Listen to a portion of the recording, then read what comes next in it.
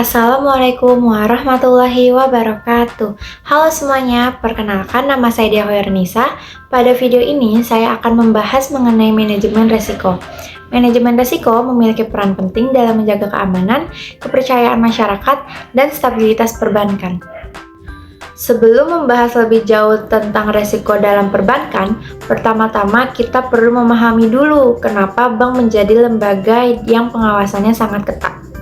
Bank merupakan salah satu lembaga yang paling ketat diatur atau disebut juga the most regulated institution in the world. Hal pertama adalah karena bank mengelola uang masyarakat. Bank menyimpan dana milik masyarakat dalam jumlah yang sangat besar. Karena itu, masyarakat harus memiliki rasa percaya kepada bank.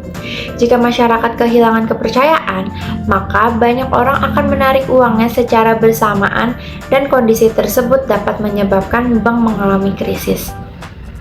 Poin kedua adalah mencegah kebangkrutan. Peraturan yang ketat dibuat agar bank tidak melakukan tindakan yang beresiko tinggi atau tidak bertanggung jawab.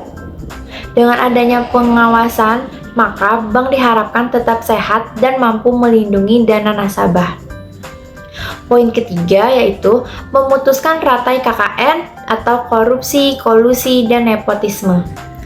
Regulasi berfungsi sebagai benteng agar pengelolaan bank dilakukan secara transparan dan profesional. Jadi, semua kegiatan perbankan harus mengikuti aturan yang berlaku sehingga tidak terjadi penyalahgunaan wewenang.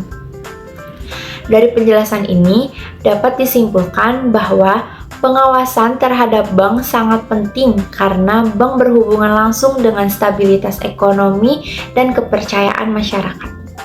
Setelah memahami pentingnya pengawasan pada bank, selanjutnya kita masuk ke konsep risiko dalam dunia perbankan. Konsep risiko dalam dunia perbankan berkaitan dengan kemungkinan terjadinya kerugian yang dapat memengaruhi kegiatan bank. Risiko merupakan potensi kerugian atau kehilangan uang yang dapat terjadi akibat suatu kejadian tertentu. Dalam dunia perbankan, risiko selalu bernilai negatif karena dapat menyebabkan kerugian bagi perusahaan. Selanjutnya, terdapat prinsip time is money. Prinsip ini menjelaskan bahwa waktu sangat berharga dalam kegiatan bisnis. Jika suatu proses berjalan lambat, tidak efektif, atau terjadi kesalahan, maka hal tersebut bisa menyebabkan kerugian finansial. Contohnya, seperti keterlambatan sistem transaksi, kesalahan data nasabah, atau pelayanan yang tidak efisien. Karena itu, tujuan manajemen risiko adalah mengelola proses dan waktu yang baik agar tidak terjadi kebocoran finansial. Dengan adanya manajemen risiko, bank dapat meminimalkan kerugian dan menjaga kegiatan operasional tetap berjalan dengan lancar. Dari konsep risiko tadi, ternyata dalam perbankan ada beberapa jenis risiko yang perlu diperhatikan. Dalam dunia perbankan, terdapat 8 jenis risiko yang perlu dipahami dan dikelola dengan baik. Yang pertama adalah risiko kredit. Risiko kredit terjadi ketika debitur gagal membayar pinjaman atau tidak mampu memenuhi kewajibannya kepada bank.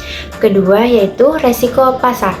Risiko pasar terjadi karena perubahan harga pasar seperti suku bunga, nilai tukar mata uang, atau harga saham yang dapat memengaruhi kondisi keuangan bank. Ketiga adalah risiko likuiditas. Risiko ini terjadi ketika bank tidak mampu memenuhi kewajiban jangka pendek atau tidak memiliki cukup dana untuk memenuhi penarikan nasabah. Keempat yaitu risiko operasional.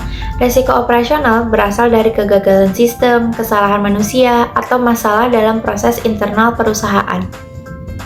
Kelima adalah risiko hukum.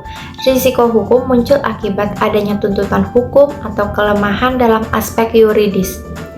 Keenam yaitu risiko strategik. Risiko strategik terjadi karena kesalahan dalam pengambilan keputusan bisnis atau strategi perusahaan. Ketujuh adalah risiko kepatuhan. Risiko ini muncul ketika bank melanggar aturan atau tidak mematuhi peraturan perundang-undangan. Dan terakhir adalah resiko reputasi. Resiko reputasi berkaitan dengan citra dan nama baik bank di mata masyarakat. Jika reputasi bank buruk, maka kepercayaan masyarakat akan menurun. Dari kedelapan resiko tersebut dapat dipahami bahwa semua resiko saling berkaitan dan harus dikelola dengan baik.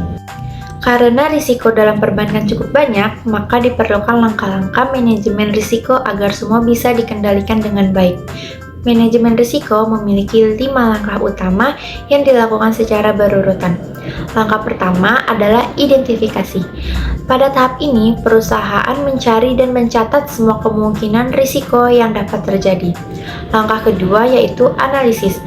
Setelah risiko ditemukan, perusahaan menganalisis penyebab dan dampak dari risiko tersebut. Langkah ketiga adalah penilaian. Pada tahap ini, perusahaan menentukan tingkat risiko dan prioritas mana yang harus ditangani terlebih dahulu. Langkah keempat yaitu solusi dan penanganan. Perusahaan mulai menentukan tindakan pengendalian atau mitigasi agar risiko dapat dikurangi. Langkah terakhir adalah pemantauan. Tahap ini dilakukan untuk melihat apakah penanganan risiko sudah efektif atau masih perlu diperbaiki. Kelima langkah ini dilakukan secara berurutan dan terus-menerus agar risiko dalam operasional bank tetap terkendali. Setelah mengetahui langkah-langkah manajemen risiko, ada juga prinsip penting yang perlu diperhatikan dalam proses penanganannya. Dalam penanganan risiko, terdapat prinsip efisiensi yang perlu diperhatikan oleh perusahaan. Artinya, biaya yang digunakan untuk menangani suatu risiko tidak boleh lebih besar dibandingkan nilai kerugian yang mungkin ditimbulkan. Contohnya, jika risiko yang mungkin terjadi hanya menyebabkan kerugian kecil, maka perusahaan tidak perlu mengeluarkan biaya yang terlalu besar untuk mengatasinya. Karena itu, perusahaan harus memilih cara penanganan risiko yang paling efisien dan efektif. Dalam dunia perbankan, efektivitas biaya sangat penting agar perusahaan tetap memperoleh keuntungan dan tidak mengalami pemborosan. Jadi, tujuan utama dari prinsip ini adalah menyeimbangkan antara biaya penanganan dan manfaat yang diperoleh. Selain manajemen risiko dari dalam perusahaan, pengawasan dari lembaga resmi juga sangat penting dalam menjaga kesehatan perbankan. Pengawasan perbankan di Indonesia mengalami transformasi agar sistem pengawasan menjadi lebih efektif. Selain ini, terdapat pembagian tugas antara Bank Indonesia atau BI dan Otoritas Jasa Keuangan atau OJK. Bank Indonesia memiliki tugas dalam pembentukan dan perizinan bank. Sedangkan OJK bertugas melakukan pengawasan operasional dan kepatuhan bank. Pembagian tugas ini dilakukan agar pengawasan terhadap perbankan menjadi lebih fokus dan efektif. Dengan adanya pengawasan dari BI dan OJK, diharapkan sistem perbankan di Indonesia menjadi lebih sehat, aman, dan stabil. Selain itu, masyarakat juga akan merasa lebih percaya untuk menyimpan dananya di bank. Tidak hanya pengawasan Indonesia juga memiliki lembaga khusus yang membantu penanganan bank yang sedang mengalami masalah. Dalam sistem perbankan, terdapat lembaga yang berfungsi membantu proses penyehatan bank bermasalah. Yang pertama adalah BPPN, atau Badan Penyihatan Perbankan Nasional. Lembaga ini memiliki tugas untuk mengelola aset bermasalah dan membantu proses penyihatan bank yang mengalami masalah keuangan. Kemudian terdapat PPA atau pengelola aset. PPA merupakan perusahaan di bawah BPPN yang berfokus memaksimalkan pemulihan nilai aset bank bermasalah. Keberadaan lembaga-lembaga ini sangat penting dalam menjaga stabilitas sistem keuangan, terutama ketika terjadi krisis perbankan. Dengan adanya lembaga penyihatan, bank yang mengalami masalah masih memiliki kesempatan untuk diperbaiki dan dipulihkan. Nah, setelah selesai pembahasan semua materi tadi, kita bisa melihat bahwa manajemen risiko memang memiliki peran yang sangat penting dalam dunia perbankan. Dengan adanya manajemen risiko, bank bisa lebih siap menghadapi berbagai kemungkinan kerugian dan menjaga kepercayaan masyarakat. Selain itu, pengawasan dari lembaga seperti BI dan OJK juga membantu menjaga sistem perbankan agar tetap aman dan stabil. Jadi, bisa disimpulkan bahwa manajemen risiko bukan hanya tentang menghindari kerugian, tetapi juga tentang menjaga keberlangsungan dan kesehatan bank dalam jangka panjang.